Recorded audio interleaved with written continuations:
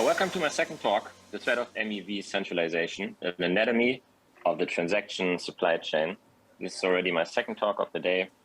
If you didn't catch the first one, my name is Hasu. I'm strategy lead at Flashbots, also a strategic advisor at Lido, and I've been thinking and writing about block space market design and MEV for a couple of years already.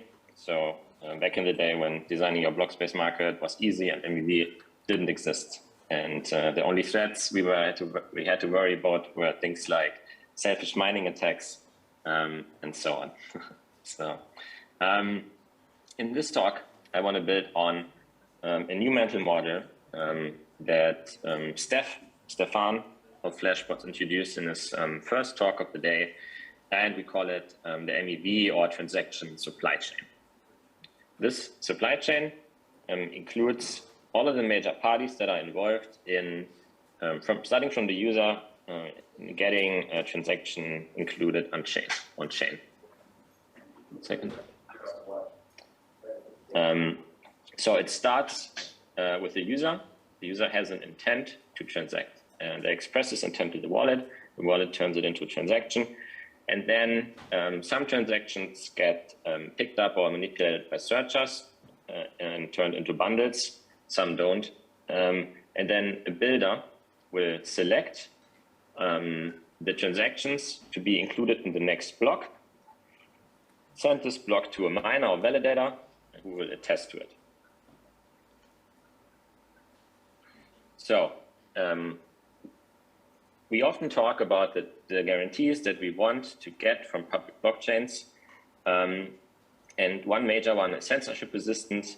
And the other one, you could say, is market power for users. And where do these guarantees really come from? Almost all of them come from the competition between miners and validators. The competition that they have among each other, right? So there are some cool cryptographic properties of blockchains, but a lot of the guarantees actually come from how the economics of the system work, that there is not one party in control who selects what transactions go into a block, but there are several parties who all take turns making blocks, and they are in competition with each other. So that's how you end up with users who get their transactions mined at the cheapest possible price, which is the cost of production of block space. So what is the marginal cost of including another transaction as a miner? It is only the increased uncle rate. And now that we have ERP 1559, it's also slightly higher. It's also the cost of increasing the base fee in the next block. So that is a major point, and censorship resistance. Right? So whenever you have multiple parties competing to include a user's transaction, there is really not much point in censoring, because why? If you're the first miner in turn, can you really say I'm not going to include this user at a price of 10 Gwei, or because I don't like what that they user of SushiSwap instead of Uniswap? No, you cannot do that, because then the next miner will just include you, and the miner who didn't will slowly go out of business. So what is the scenario that we are concerned about? This is also what Steph talked about in his talk. Very briefly, it is what we call MEV dystopia. And that is this entire supply chain that you saw collapsing into a single vertically integrated party. And when you have this outcome, then what will happen is that all blocks on public blockchains will be made by this one party. And that destroys all of the guarantees that we wanted and that we established in the previous slide. So no competition, strong vertical integration means no competition between suppliers in the different stages of the supply chain. And it means worse guarantees for users. It means a loss of censorship resistance and a monopoly that can charge arbitrarily high fees from users, because they do not have to be worried about another block builder coming in and including the user at a cheaper price. So what we are concerned about today, what are the paths from here, which is today we could say we have a reasonably flat supply chain, to this dystopia that we are trying to avoid at all costs. That is the topic of today's talk. We will cover both scenarios where it has been already avoided and where we are looking right now. And we are concerned about increasing vertical integration in the supply chain. Before we go into the risks, I want to dive into one particular part of this to make it very clear. The builder and the validator/miner are two separate parties, and they have been two separate parties for a long time. So the validators and miners have for years not been the party who selects what transactions go into a block. So the role of the builder has for many years now been played by the mining pool. The mining pool selects the transactions and puts them into a block, and then they forward only the hash of the block header to the miner/validators, who then attest to it with a proof of work or proof of stake, giving it economic weight in the fork shares rule. And that is what allows all of the nodes in the network to come to consensus, right? It's not enough to just have a block that has transactions. You need all of the other nodes need to be able to see one block that has a lot of economic weight, so they know exactly which of many infinite forks they need to follow and stay in sync with the network. So this separation between the builder and the validator, and especially the focus on the builder, that will be a topic of today's talk. So we already touched on this in my previous talk, but building used to be very easy. Going back to this slide. So back in the day, when all a mining pool had to do was have a decent view of the mempool, they had to see all of the transactions with a good latency that the users propagate in the network. So they always have all of the inputs in order to just run a very simple algorithm, which is sort these transactions by their gas price or by the price per gas, and then select the highest paying ones that they can, right? So if there's like 10 million gas available, then they select the highest 10 million gas of transactions. But MEV makes building hard. Why? Because extracting MEV is not just a matter of running a simple algorithm like the miners used to. It is a matter of identifying what the MEV transactions are, then making these MEV transactions, possibly maintaining inventory of coins and managing risk and so on. This is all skills that has nothing to do with what a builder or a validator or a miner used to be good at in the past. This is all skills from the domain of trading. And so what MEV, in the absence of a system like Flashbots, has caused is that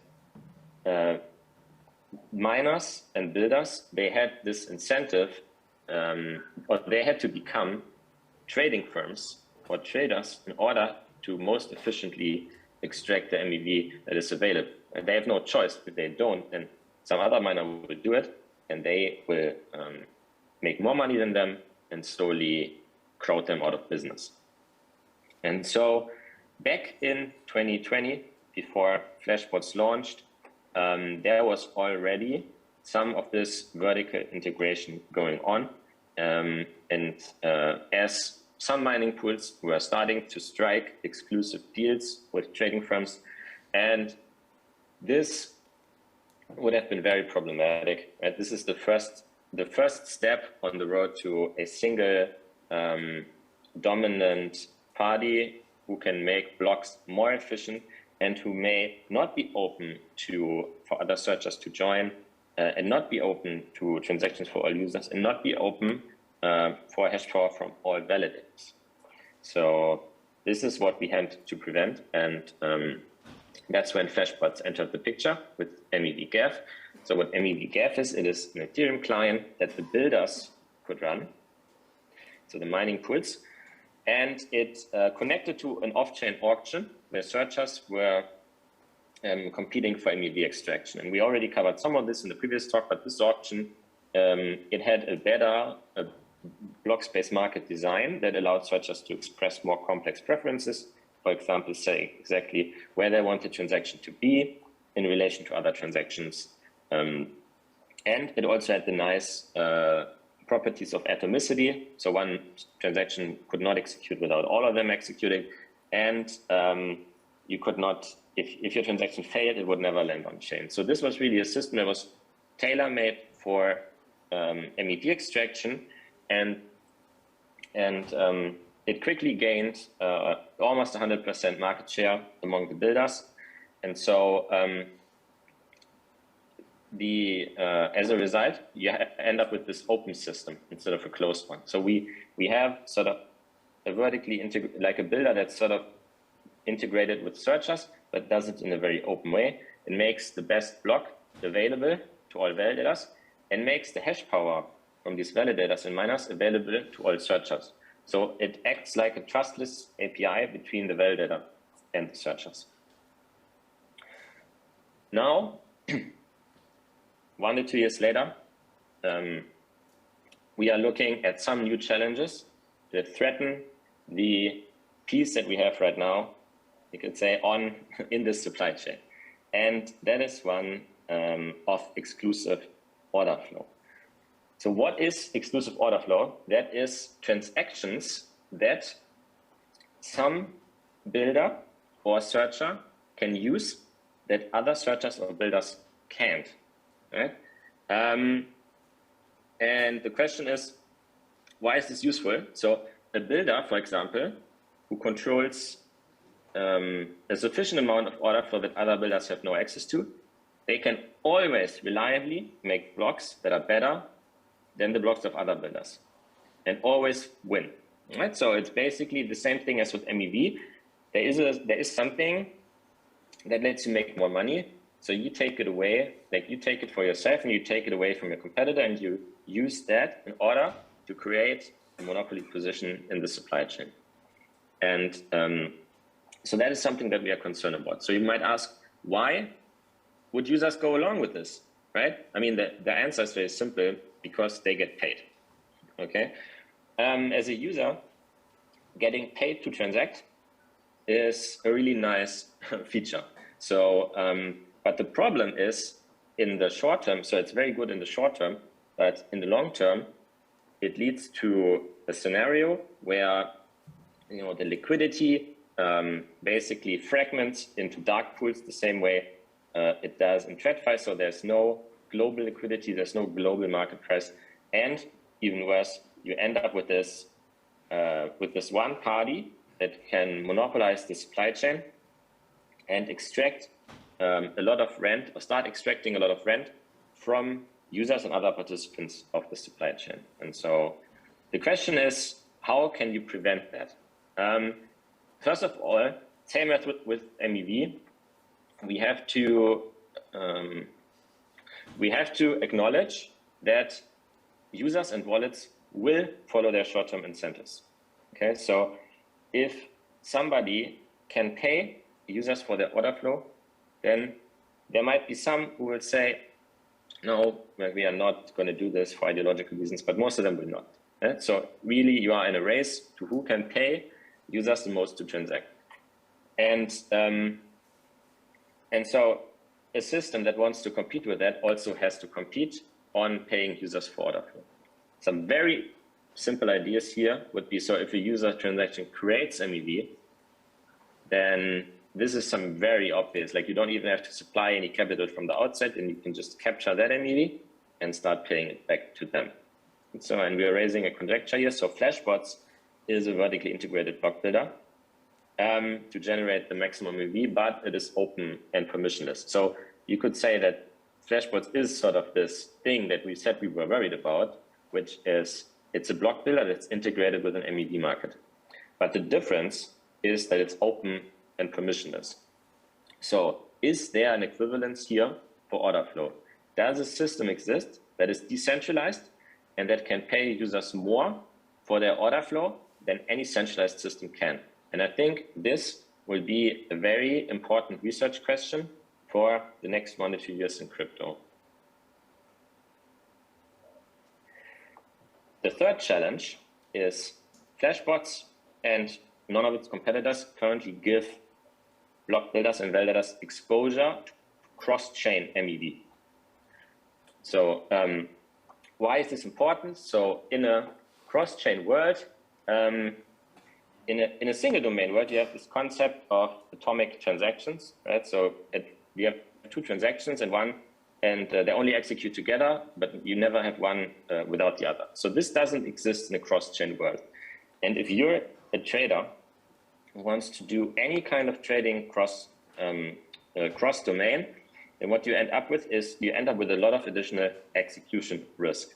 Risk that the first leg of your trade executes, for example, on Ethereum, but the second one, for example, on Arbitrum doesn't, or vice versa. And so this really adds a lot of risk. And if you control block production, if you control the next block on several domains, you do not have this risk. You can always say either both of my transactions are going to be included or none of them. And that is a very powerful feature that will drive the incentive, that will drive block building across several domains to centralize and to be done by the same party. So if we don't want this to happen in a proprietary way, then again, exact same logic, you cannot discuss cross-chain MEV away and you cannot hide from it. We have to acknowledge that this is the reality of the market, and we have to design an open system and a decentralized system that can provide this access to this cross-chain MEV to validators and to searchers, right? Same story again as with original MEV. So what we have to do here, to be precise, is we have to allow validators on different domains to cooperate with each other and with cross-chain searchers. So we have to create a new market, a new version of Flashbots that is cross-chain. And this is strictly better than allowing them to form a private cartel. Note that this issue affects the supply chain on any domain. So if you are building a layer 1, a layer 2, a side chain, it doesn't matter, this will affect you. So you have to deal with this problem. So taking a step back here, going back to the supply chain, what do we want? We want the supply chain to be super flat. We want maximum competition at each layer.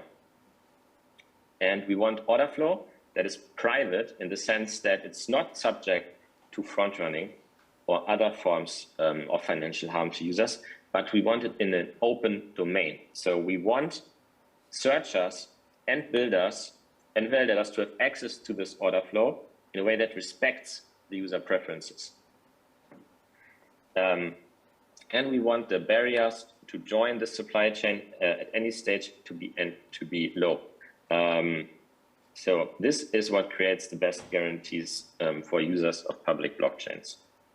And this is what it could look like, right? So in relation to the first slide, you can see we have here several parties at each stage that compete with each other. And then, for example, the wallet sends a transaction to a searcher or a builder, and the user, the wallet on behalf of the user can get paid for that transaction, right?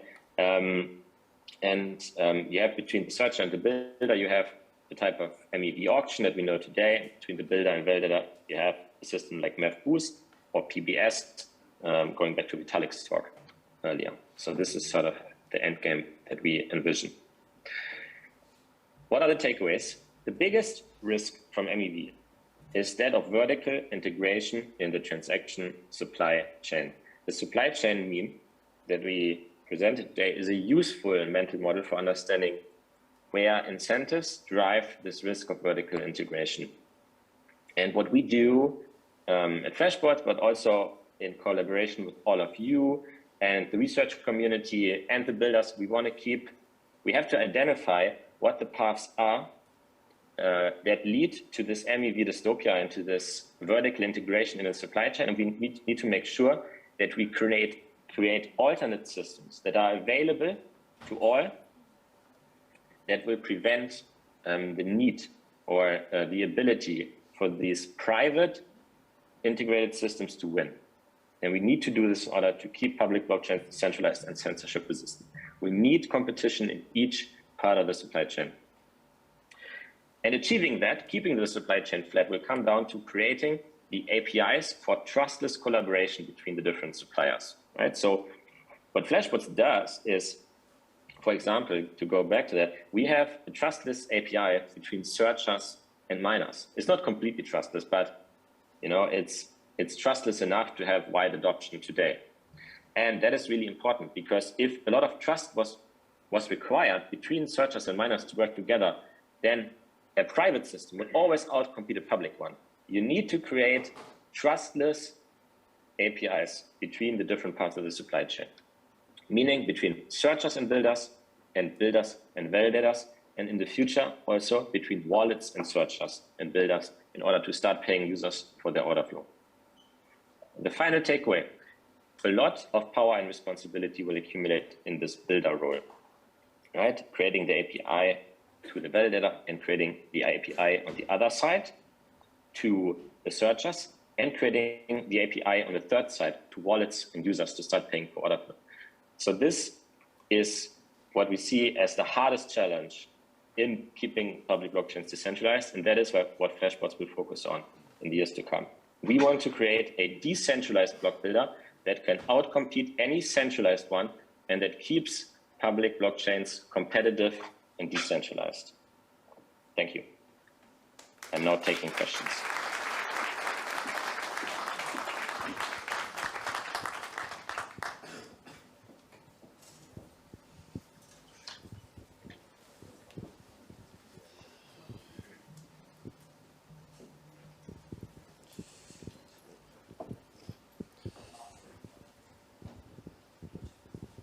Hi. Hello. So I was wondering how the node providers play into this, because, like, for example, Infura runs a lot of the nodes that are like used by default to send your transactions to. So would you see that like on the same level as the wallet providers? Yeah, I think the closest, I mean, this is not, there are some parties in here that we didn't capture, but we think that, yeah, the closest analogy here is the wallet, I would say, yeah.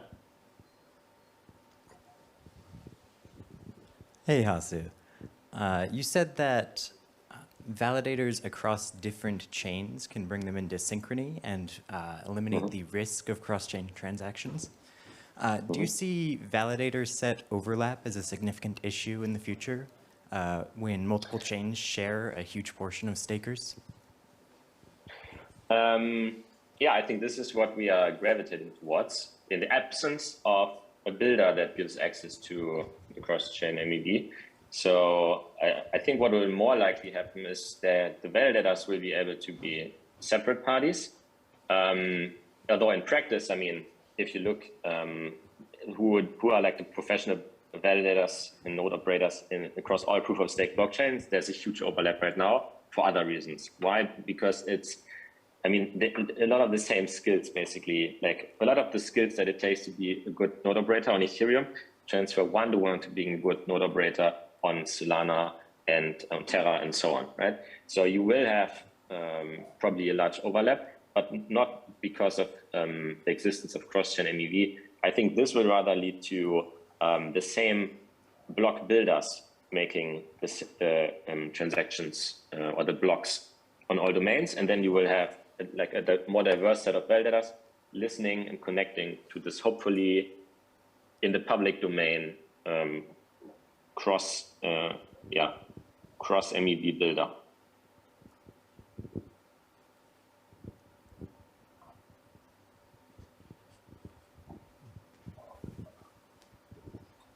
I liked the mission statement at the end about the target of an open block builder, and that's a laudable aim. And I think Flashbots' biggest moat that stops other people getting there first is the brains that it attracts.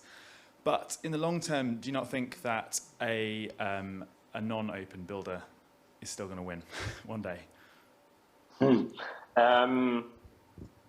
It's possible. We are hoping that it doesn't. I think in case it does, it also makes a lot of sense to pursue alternate research tracks, such as these side channels where you can force specific transactions to be included, right, in public blockchains. this at least gives you like censorship properties. So we should definitely do a lot of research as well into how public blockchains can keep their properties that we like today, even if the builder role is completely centralized. But sort of one thing that I haven't seen so far that can be solved is this property of market power for users, right? Where right now you have multiple builders competing to include the user at the cheapest price.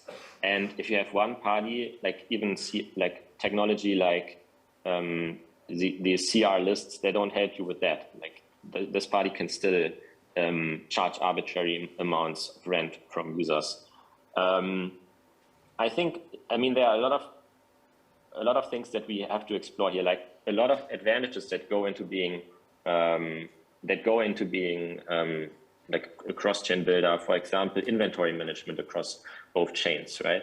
Or across multiple domains. Like, how can we, I think if we don't want to, like a centralized party to win, then you will have a whole industry sort of having to pop up around this idea of keeping the supply chain flat, like such as inventory on demand on different domains, so that, you know, searchers and builders don't have to maintain it themselves. All right, thank you, Hasu. I think we're done with questions. Clap. Thank you. Thanks, everyone.